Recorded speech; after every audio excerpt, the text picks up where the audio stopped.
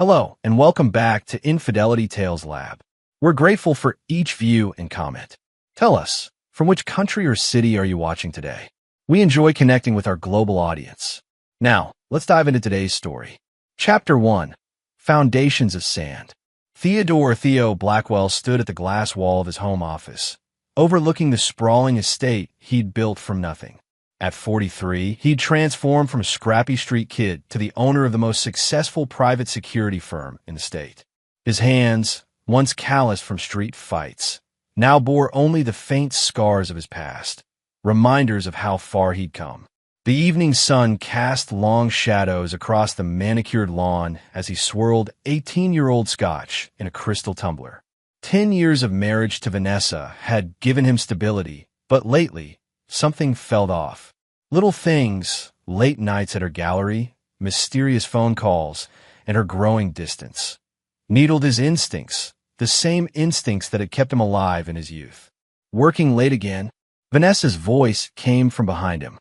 She'd entered silently, a habit he once found endearing but now struck him as calculated. "Just finishing up," Theo replied, turning to face his wife. Vanessa Blackwell, with her honey-blonde hair and emerald eyes, still possessed the beauty that had captured him a decade ago. Her family, old money with political connections, had initially opposed their marriage. Only her cousin, Ray Palmer, had welcomed Theo, becoming his closest friend. Ray called. Vanessa said, her perfectly manicured fingers toying with her pendant, a nervous tell he'd cataloged years ago. "He's coming by tomorrow. Something about investment opportunities." Theo nodded, filing away the slight tremor in her voice. Looking forward to it. That night, lying beside Vanessa, Theo reviewed the inconsistencies of the past months. His military background and years building a security empire had taught him to identify patterns. Something was happening in his own home, and his security specialist, Miguel Ortiz, had reluctantly confirmed his suspicions earlier that week. "I found something, boss," Miguel had said, his loyalty to Theo outweighing any discomfort. "Your home security system has been accessed remotely several times. Someone's been disabling the cameras periodically." "Who?" "The access comes from within your network. Someone with your passwords." Theo had thanked Miguel without revealing his growing certainty about who was betraying him. Tomorrow, he'd confront Ray, the man he once considered a brother, the only person besides Vanessa with full access to his home systems. What he didn't expect was that Ray would make the first move. Chapter 2. The Unwelcome Visitors. The doorbell's chime pulled Theo from restless sleep. Vanessa's side of the bed was empty, unusual for 7 a.m. on a Saturday. Grabbing his phone, he noticed the security app was offline. The hair on the back of his neck stood up. Descending the stairs in his pajamas, he caught a glimpse of himself in the hallway mirror, a tall, broad-shouldered man with penetrating gray eyes and a face that rarely revealed his thoughts. He learned long ago that showing emotion was a weakness. Theo answered the door to find 2 police officers standing on his porch. Officer Bennett, a square-jawed woman with cropped hair, and Officer Donovan, a younger man whose hand rested too close to his holster. "Mr. Blackwell?" Bennett asked. "We received a concerning call from your wife." Before Theo could respond, a third figure stepped out from behind them. Ray Palmer, his perfectly tailored suit at odds with the early hour, his usually friendly face twisted into something ugly. "You weren't supposed to find out about us." Ray smirked, the familiarity in his voice when saying us confirming Theo's suspicions. "Now we have to handle this differently." The realization hit Theo like a physical blow. His wife and his best friend. The betrayal was both exactly what he'd suspected and somehow still shocking in its audacity. Handle what differently? Theo's voice remained steady even as his mind cataloged escape routes, weapons within reach, and the strange absence of official procedure in this police visit. Officer Bennett glanced uncomfortably at Ray before speaking. "Your wife has filed a restraining order claiming threatening behavior. We need you to come with us." "She's claiming I threatened her?" Theo noticed Bennett's badge number was obscured and Donovan's name tag was missing entirely. Something was very wrong. "We have evidence," Ray said smugly, pulling out his phone. Vanessa's been recording your outbursts for months. The phone played audio of Theo's voice threatening violence. Expertly spliced together from security lectures he'd given at conferences, his words twisted into something sinister. "That's doctored," Theo said, but the officers were already moving toward him. "We need you to come to the station," Bennett insisted, revealing handcuffs. In that moment, Theo saw the full picture. Ray's political connections, the false police, the fabricated evidence. This wasn't just an affair. It was a calculated takedown. "I need to get dressed," Theo said, stepping back into the house. "I'll accompany you," Donovan said, following him inside. In his bedroom, with Donovan watching, Theo dressed methodically while activating the emergency protocol on his smartwatch. 3 taps for a silent alert to Miguel. Whatever game Ray was playing, it had just begun. Chapter 3: 48 Hours of Hell. The police station turned out to be an abandoned warehouse 30 miles outside the city. As the fake police car pulled up to the decrepit building, Theo's training kicked in. He'd been calculating distances, memorizing turns, and assessing his captors since they'd left his home. Inside, Ray waited with 2 more men, professional muscle by their stance and vigilant eyes. The warehouse interior had been arranged with a makeshift cell, surveillance equipment, and what appeared to be a video recording setup. "Welcome to your temporary accommodations," Ray said, motioning to the cell. "You'll be making a video confession admitting to financial crimes, domestic abuse, and transferring your company to me as restitution." Theo stared at him, his expression revealing nothing. "And if I refuse?" Ray smiled. "Then this becomes unpleasant for everyone, especially Vanessa. She may be leaving you for me, but I'd rather not hurt her." The threat against Vanessa, despite her betrayal, sparked something primal in Theo. He allowed himself to be locked in the cell, biding his time. For 48 hours, they worked on breaking him: sleep deprivation, limited water, psychological tactics. Ray regularly video called Vanessa, showing her Theo's cooperation, while secretly threatening her if she backed out of their plan. What Ray didn't know was that Theo had activated more than an alert to Miguel. His watch contained a tracking device, and his security team had been monitoring his location since his abduction. More importantly, Ray had no idea of the contingency plans Theo had established years ago for exactly this type of situation. On the second night, as exhaustion began to dull his captor's vigilance, Theo heard the distant sound of helicopter rotors. Moments later, the warehouse was plunged into darkness as the power was cut. The rescue was swift and professional. Miguel led a team of Theo's security specialists, all former military, through the warehouse with precision. When the lights came back on, Ray and his accomplices were zip-tied on the floor, and Theo was being checked by a medic. "Boss, we've got a problem," Miguel said, his expression grim. "We've been monitoring your home security remotely. Mrs. Blackwell packed bags and left with an unknown man 2 hours ago. They headed to the airport." Theo nodded, processing this information. "Any communication from her?" "None." Miguel hesitated. "But there's something else. We intercepted some encrypted communications between Ray and someone using the handle Artemis. They mentioned something called Protocol Widowmaker scheduled to activate if Ray doesn't check in by morning." Theo's blood ran cold. He knew Artemis was Vanessa's college nickname. Whatever she and Ray had planned, it wasn't over. Just as Miguel finished speaking, his phone rang. The local police, the real police, had found an abandoned car registered to Vanessa at the airport parking garage. Inside was a handwritten note addressed to Theo. "By the time you read this, it will be too late. I'm sorry it came to this." As dawn broke on the 3rd day, Theo's phone rang with an international number. The voice on the other end was formal, clinical. "Mr. Blackwell, this is the American Embassy in Zurich. I regret to inform you there's been an incident involving your wife. I'm afraid the news is grave. She's no more." Chapter 4: Ashes and Lies. "She's no more on American soil, Mr. Blackwell," the embassy official continued. "Mrs. Blackwell entered Switzerland 6 hours ago under a different name, but our facial recognition flagged her. We're calling because her entry triggered a security alert in our system. apparently placed by your company last year. Theo sat in his home office, the morning sun illuminating the evidence wall he'd created. Photos, documents, and timeline charts covered the surface. 3 days had passed since his rescue and Vanessa's disappearance. What name is she using? Theo asked, his voice devoid of emotion. Diana Keller. She's traveling with a man identified as Paul Mercer. Theo thanked the official and ended the call. Paul Mercer, a name Theo recognized from Vanessa's gallery connections. Not Ray, which meant there were more players in this game than he'd initially thought. Miguel entered with a folder. The forensic team finished analyzing Ray's devices. You were right. This goes beyond an affair. The folder contained evidence of an elaborate scheme spanning 2 years. Ray and Vanessa have been systematically gathering information on Theo's business operations, client lists, and security protocols.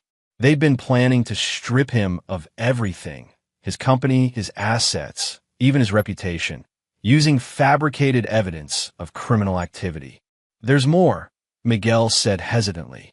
We found references to a life insurance policy Vanessa took out on you 6 months ago. $10 million. Double indemnity for accidental death. Theo absorbed this information with cold calculation. The woman he'd trusted with his life had been plotting his death. What about the house in Vermont? Theo asked. Miguel looked surprised. How did you know about that? Vanessa has been checking real estate listings on our shared computer. Careless. Theo's expression hardened. I need everything on Paul Mercer, and I want to know what's in that house. 3 hours later, Theo had his answer. The Vermont property, purchased through a shell company linked to Mercer, contained a fully equipped identity forging operation. Vanessa and her accomplices had been planning this for far longer than he'd suspected. Boss, Miguel interrupted his thoughts. Ray's asking to see you. Says he has information you need. In the basement security room, Ray sat handcuffed to a metal table. His once immaculate appearance was disheveled, his confident smirk replaced by desperate fear. She played us both, Ray blurted as Theo entered. Vanessa's been working with Mercer for years, since before you met her. I only found out recently. And yet you helped her, Theo replied coldly. She said it was just about the money, that we'd disappear together after you were discredited. I didn't know about the life insurance until yesterday, when Mercer contacted me. Theo leaned forward. What's protocol Widowmaker? Ray's face paled. It's not what you think. It's not about killing you. It's about killing your legacy. Everything you've built. Mercer has access to your company's security infrastructure. They're planning to use it to compromise your highest profile clients. When? 3 days. The annual security conference in Geneva. They're going to demonstrate how to breach your systems during your company's keynote presentation. Theo stood, his decision made. Miguel, book me on the next flight to Zurich. And secure our friend here somewhere comfortable. We're not finished with him. As Theo packed, his phone rang, a video call from an unknown number. He answered to see Vanessa's face, her expression a mixture of confidence and caution. You're more resilient than we anticipated, she said. Impressive. What do you want, Vanessa? To give you a choice. Walk away now. Transfer the company to the holding account we've prepared, sign the divorce papers acknowledging your infidelity and abuse, and disappear. Or stay and fight, and watch everything you've built crumble while facing criminal charges we've carefully constructed. Theo studied her face, this stranger wearing his wife's features. You miscalculated. You should have killed me when you had the chance. A flicker of uncertainty crossed Vanessa's face before she masked it. That was never the plan. I'm not a monster, Theo. No, he agreed coldly. Just a thief and a traitor. But I'm curious, was any of it real? For a moment, Vanessa's composure cracked. Some of it. In the beginning. She recovered quickly. It doesn't matter now. You have 48 hours to decide. After she disconnected, Theo turned to find Miguel watching him with concern. What's the play, boss? Theo's gray eyes were glacial. We're going to Geneva. But first, I need to make a stop at the safety deposit box Vanessa doesn't know about. Chapter 5. Ghosts from the Past. The quiet Swiss village of Meiringen, nestled beneath towering alpine peaks, seemed an unlikely place for confronting ghosts. Theo navigated the narrow streets until he reached a small chalet on the outskirts of town. The elderly man who answered the door recognized him immediately. "Herr Blackwell, it has been many years." "Too many, Klaus," Theo replied. "I need access to the vault." Inside, Klaus led him to a hidden basement room containing a steel door with a biometric lock. The vault beyond held weapons, cash in various currencies, and multiple identity packages. Contingencies Theo had established before he'd ever met Vanessa. But he had come for something specific, a leather-bound journal and a hard drive. "I tracked down the information you requested," Klaus said, handing Theo a tablet. "The woman you married, she was not who she claimed." The tablet contained a comprehensive dossier on Vanessa Chamberlain. Born Amanda Pierce, orphaned at 16, disappeared from foster care records at 17. She resurfaced 4 years later as Vanessa Chamberlain, complete with fabricated family connections, education credentials, and social history. And her cousin Ray? No relation. He was her handler for the organization.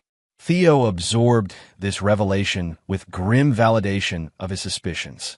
What organization? They call themselves the Coterie. They target wealthy individuals, particularly self-made ones without family connections. Their methods are always the same: romantic entanglement, isolation, and eventual financial extraction. "How did I miss this?" Theo muttered, more to himself than Klaus. The older man's expression softened slightly. Even the most vigilant have blind spots when it comes to matters of the heart. That evening, in his hotel suite overlooking Lake Geneva, Theo reviewed everything he'd learned. The coterie had been targeting him since before he'd met Vanessa. His success and lack of family ties had made him the perfect mark. The revelation explained so much. Vanessa's unexpected appearance in his life, her cousin's convenient friendship, her family's initial resistance that gradually softened, creating the illusion of hard-won acceptance. A knock at the door interrupted his thoughts. Miguel entered with a secure laptop. "We've located Mercer and Vanessa," he reported. "They're staying at the Remington Hotel under their aliases. The security conference begins tomorrow, and they've registered as attendees. And our other preparations? In place. Your former client from the NSA came through. We have everything you requested." Theo nodded. "Get some rest. Tomorrow we begin." After Miguel left, Theo opened the leather journal from the vault. It contained details of his life before he became Theodore Blackwell, back when he was Tyler Bishop, a nobody from nowhere with nothing but raw intelligence and survival instincts. He had buried that identity years ago, but perhaps it was time for Tyler Bishop to resurface one last time. As dawn broke over Geneva, Theo activated the first phase of his counterattack.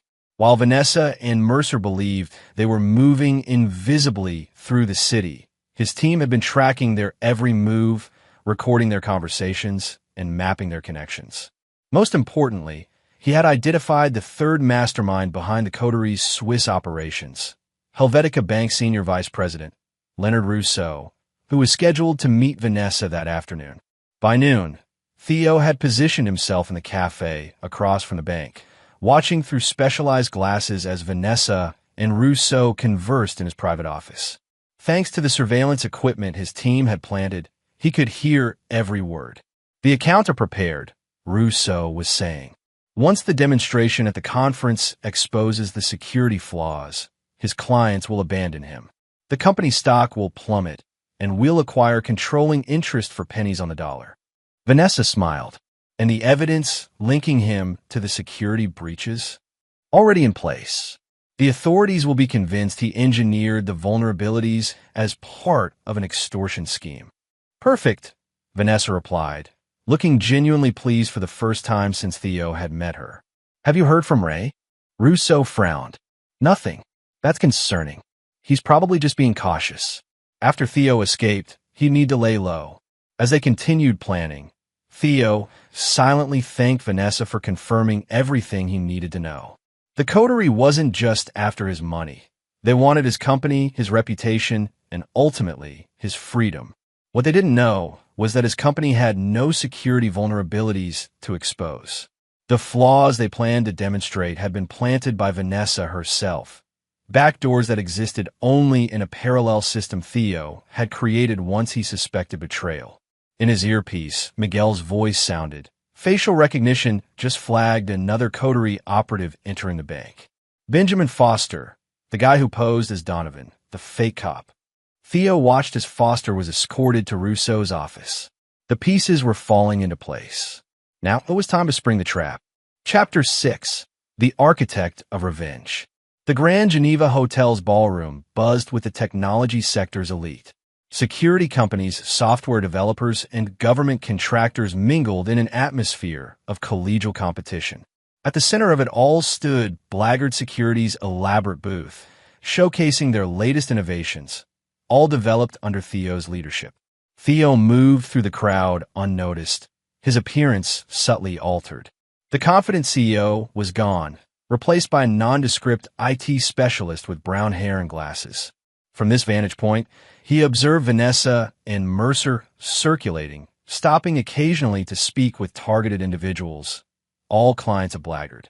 "They're laying groundwork," Miguel murmured through the earpiece, "creating doubt about our systems before the demonstration."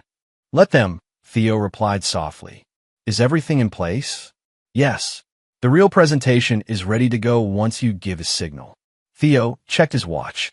2 hours until the scheduled keynote, where Mercer planned to demonstrate Blackguard's vulnerabilities to the assembled crowd. Little did they know, Theo had already met privately with his most important clients, warning them of a planned penetration test demonstration and securing their cooperation. He slipped away to a private room where the final pieces of his plan awaited. On multiple screens, he could see various coterie members arriving at the conference, more than he'd initially suspected. The organization was committing significant resources to this operation. A quiet knock preceded the entrance of a silver-haired woman in an impeccable suit. "Mr. Blackwell, or should I say Mr. Bishop?" "Director Walsh," Theo acknowledged. "Thank you for coming." Isabella Walsh, Deputy Director of Financial Crimes at Interpol, had been skeptical when Theo first contacted her. Now, looking at the evidence he'd compiled on the coterie's operations across 3 continents, her skepticism had transformed into determined focus. "You've given us enough to take down their entire European network," she said. "But are you certain about doing it this way? We could arrest them now." "No." Theo's voice was resolute. "I need them to activate their plan publicly.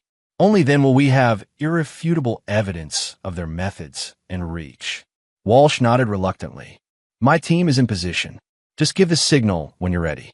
As she left, Theo turned to the final screen, a live feed from a secure facility where Ray Palmer sat in an interrogation room, looking increasingly desperate as he recorded his full confession about the coterie's operations, his role in them, and their plans for Theo.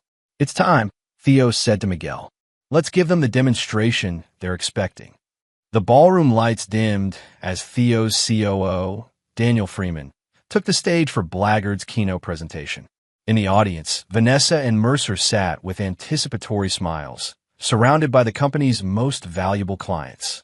"Ladies and gentlemen," Daniel began, "today we are thrilled to demonstrate Blackguard's newest security protocol, one that represents a revolutionary approach to threat detection." As he continued, Mercer slipped away to a backstage area where he'd planted equipment to hijack the presentation. Right on schedule, the main screen flickered, and what appeared to be Blackguard's client database appeared, complete with access codes and security vulnerabilities. Gasps spread through the audience as sensitive information from major corporations and government agencies seemingly became visible.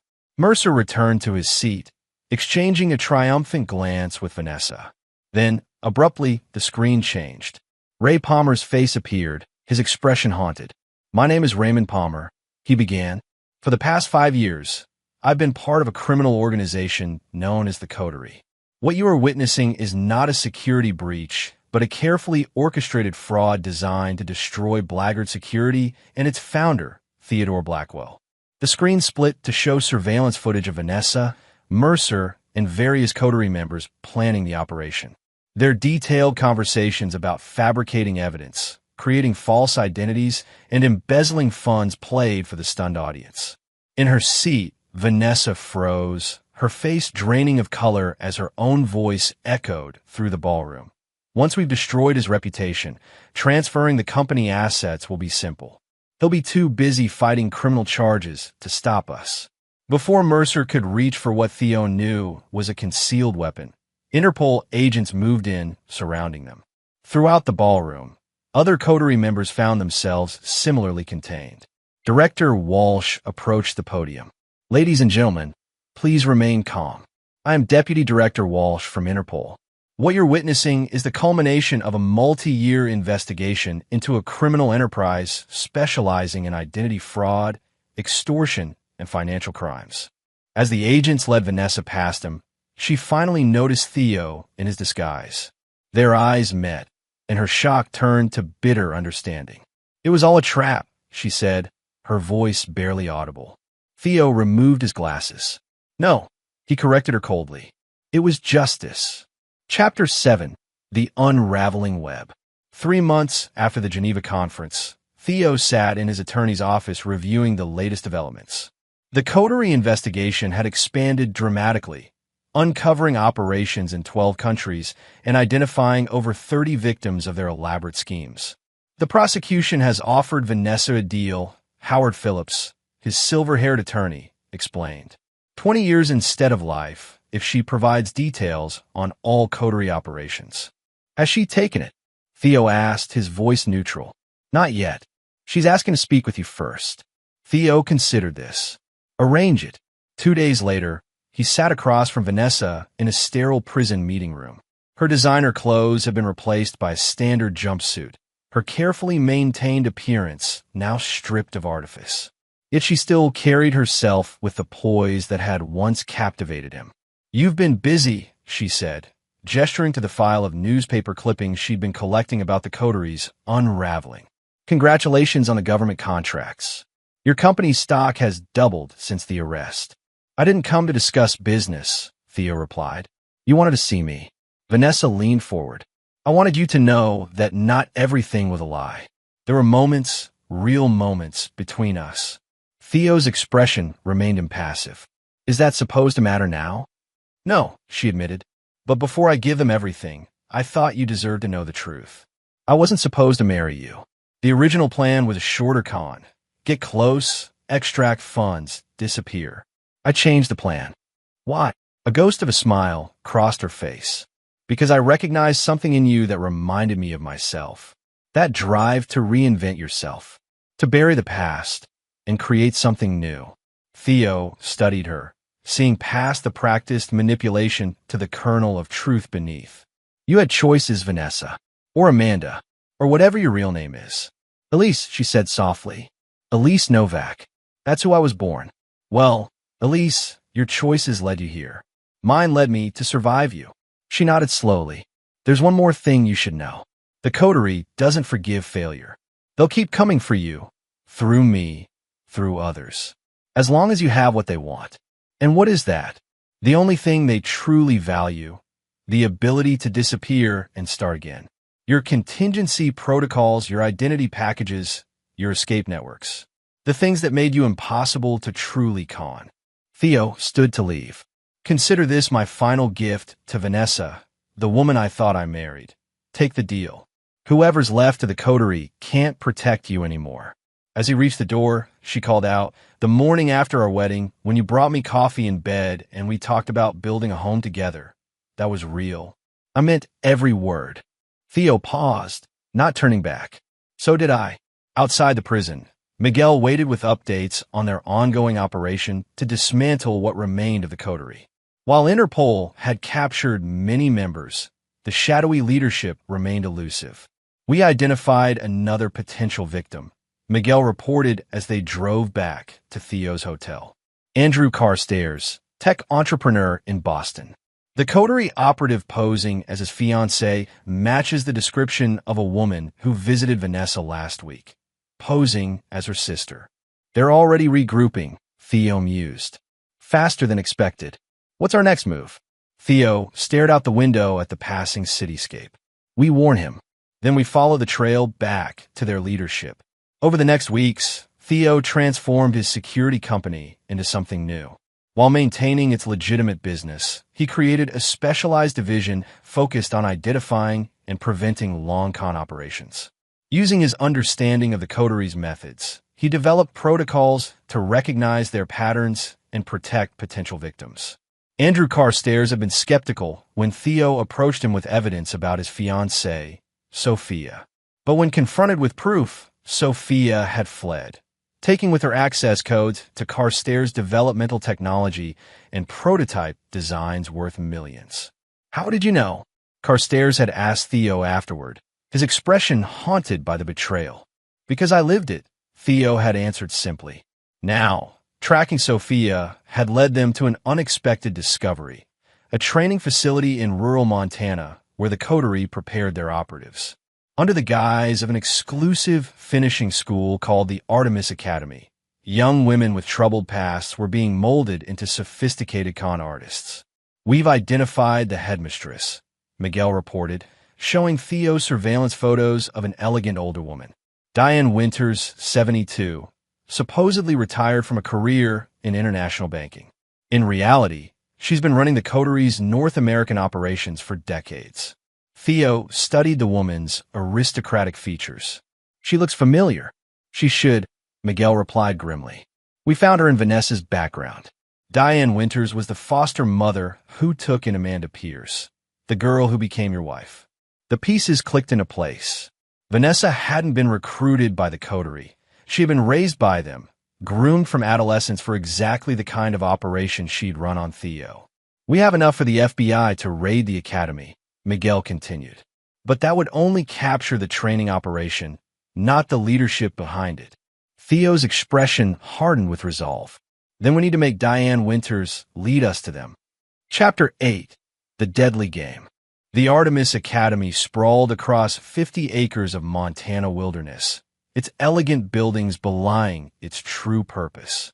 From his vantage point on a neighboring ridge, Theo observed the comings and goings through high-powered binoculars. "Security is tighter than it appears," Miguel noted, pointing out disguised camera positions and patrol patterns. "These aren't just rent-a-cops. They're using military formations." "Makes sense," Theo replied. "They're protecting their most valuable asset, the next generation of operatives." Their surveillance had revealed 23 young women in residence, ranging from teenagers to women in their early 20s. Each day followed a rigorous schedule of physical training, language studies, social engineering exercises, and what appeared to be psychological conditioning. "It's like watching a finishing school for spies," Miguel had commented during their first day of observation. "That's exactly what it is," Theo had responded grimly. Now, after a week of surveillance, they had identified a vulnerability. Diane Winters left the compound every Sunday to attend church in the nearby town, accompanied by only 2 security personnel. "We're not actually going to abduct her from a church, are we?" Miguel asked, concern evident in his voice. "No," Theo assured him. "We're going to make her come to us." The plan was elegant in its simplicity. Using information gathered from Vanessa's reluctant cooperation, they had identified Winters' one weakness: her biological son, Thomas, whom she had placed with an adoptive family 40 years earlier, while establishing her coterie identity. He had grown up unaware of his mother's true occupation, believing her to be a distant aunt who occasionally sent birthday cards. Now an accounting professor in Minneapolis, Thomas Hunter was about to receive an unexpected inheritance, and with it, the attention of the coterie. The fabricated documents arrived at Hunter's office by courier. A letter from a fictional law firm informing him of a substantial inheritance from a previously unknown relative, along with details suggesting this relative had connections to Diane Winters. Just enough information to pique curiosity, not enough to reveal the trap. As expected, Hunter began researching his supposed benefactor. Also as expected, the coterie surveillance detected this activity. Within 3 days, Diane Winters had arranged an accidental meeting with Hunter at a Minneapolis cafe. What she couldn't know was that every word of their conversation was being recorded by the sophisticated equipment Theo had provided to Hunter beforehand, after approaching him with the truth about his mother. "I've spent my life wondering about my birth parents," Hunter had told Theo when presented with the evidence. Finding out my mother is essentially a criminal mastermind wasn't exactly what I imagined. Now, as Winters attempted to establish rapport with her son while subtly probing for information about his sudden inheritance, Hunter played his role perfectly. Curious, slightly naive, but not suspicious. "I'm just surprised," he told her during their second meeting. "The documents mention assets in the Cayman Islands. I'm not even sure how to access those." Winter's expression betrayed nothing, but her pulse, monitored by thermal imaging from Theo's team across the street, quickened. "I might know someone who could help you navigate that," she offered casually. 3 days later, Hunter was on a private jet to Grand Cayman, ostensibly to meet with financial advisors arranged by his helpful aunt. In reality, he was being delivered directly to the coteries' inner circle, exactly as Theo had planned. "He's in," Miguel confirmed as they monitored Hunter's tracking devices from their hotel suite in Georgetown. "The meeting is set for tomorrow at the Serenity Cove Resort. Private bungalows, restricted access." Theo nodded. "Alert the tactical team, and make sure our friend in room 212 is comfortable." Room 212 held Leonard Rousseau, the banker who had worked with Vanessa in Geneva.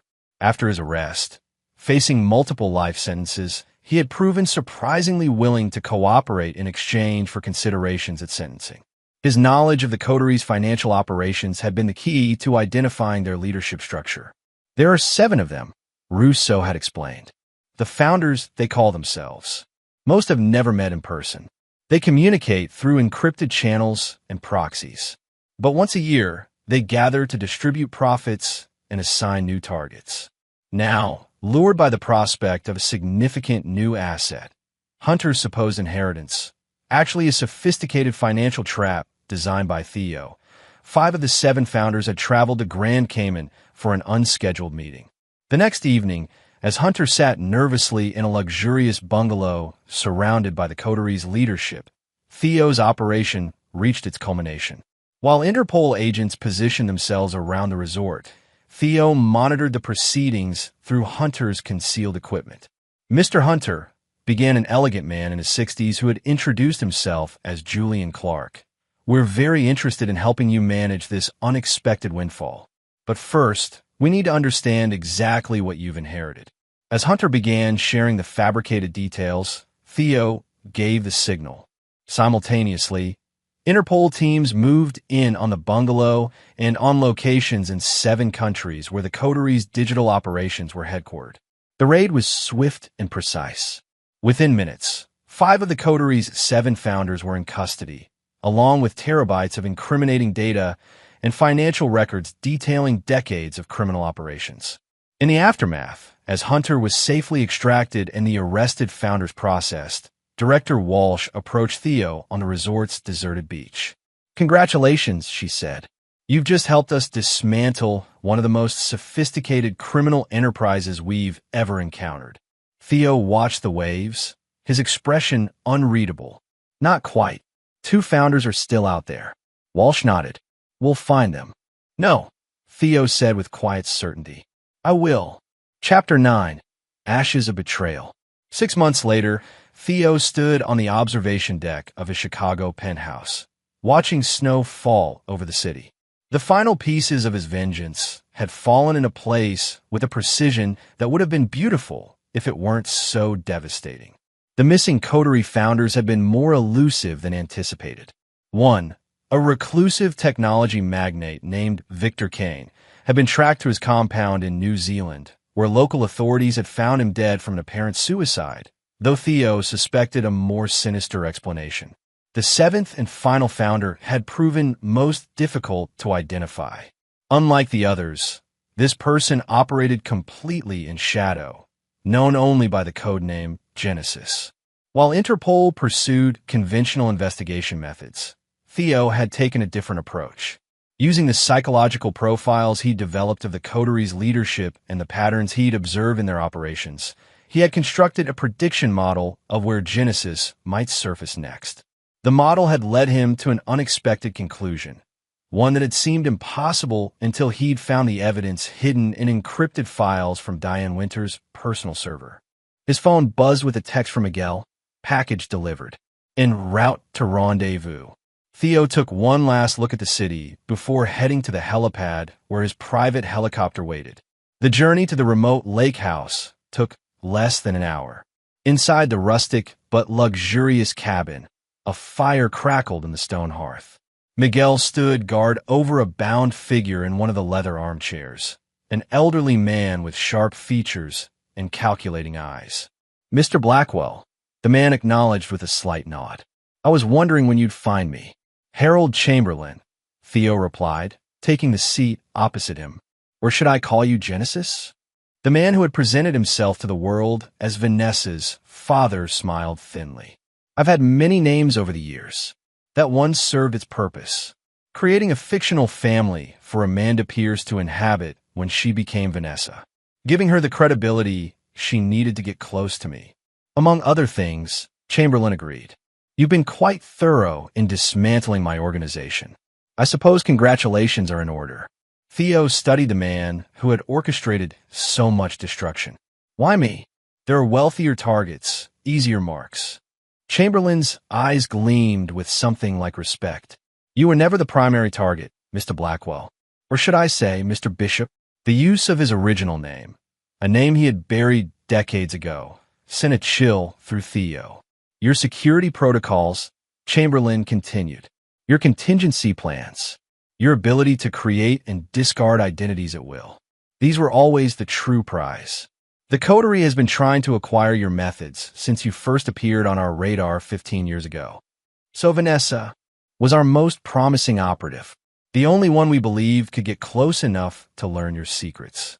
A shadow of what might have been regret crossed his features. "I didn't anticipate that she would develop genuine feelings for you. It compromised her effectiveness." Theo absorbed this revelation with cold clarity. "And now," Chamberlain regarded him with professional assessment, "now you have a choice. The coterie is finished, you've seen to that. But there will always be demand for what we provided. You could rebuild it, improve it, with your security knowledge and my networks." "You're proposing a partnership," Theo stated flatly. "I'm offering evolution," Chamberlain corrected. "You've proven yourself more capable than anyone who's ever come against us. Together, we could create something unprecedented." For a moment, Theo allowed himself to consider the possibility. The power would bring, the resources, the ability to operate beyond conventional boundaries. Then he thought of the lives destroyed by the coterie's operations, the calculated cruelty of their methods. "I already have something unprecedented," Theo said finally, standing. "It's called integrity." He nodded to Miguel, who moved forward with zip ties. "What happens now?" Chamberlain asked, his composure finally slipping. "Now, justice happens," Theo replied. "The complete server records from your New Zealand compound have been delivered to Interpol. They'll find evidence linking you to operations going back 30 years. You'll spend the rest of your life in prison." As Miguel secured Chamberlain, Theo's phone rang, a call he'd been expecting. "Mr. Blackwell," Director Walsh's voice came through clearly. "We received your package. The evidence is overwhelming. We're moving on the locations you identified. And the special consideration I requested? Granted, though I don't understand why you want her transferred to a minimum security facility after everything she did." Theo glanced at Chamberlain, the man who had raised Vanessa from childhood to become a weapon. She was as much a victim as a perpetrator. Sometimes the lines between predator and prey aren't as clear as we'd like them to be. After ending the call, Theo watched as Miguel escorted Chamberlain to the waiting authorities. The final architect of his personal hell was now facing his own reckoning. Later that night, back in his Chicago penthouse, Theo opened the safe hidden behind a painting in his office. Inside was a single envelope containing divorce papers Vanessa had signed from prison. Beneath her signature was a handwritten note. "I know you'll never forgive me. I wouldn't deserve it if you did. But know this, in a life built on lies, you are the one truth I wished I could keep." Theo placed the papers in his shredder, watching as they disappeared into confetti. Forgiveness was not in his nature. Not for Vanessa, not for any of them. But understanding had its own kind of closure.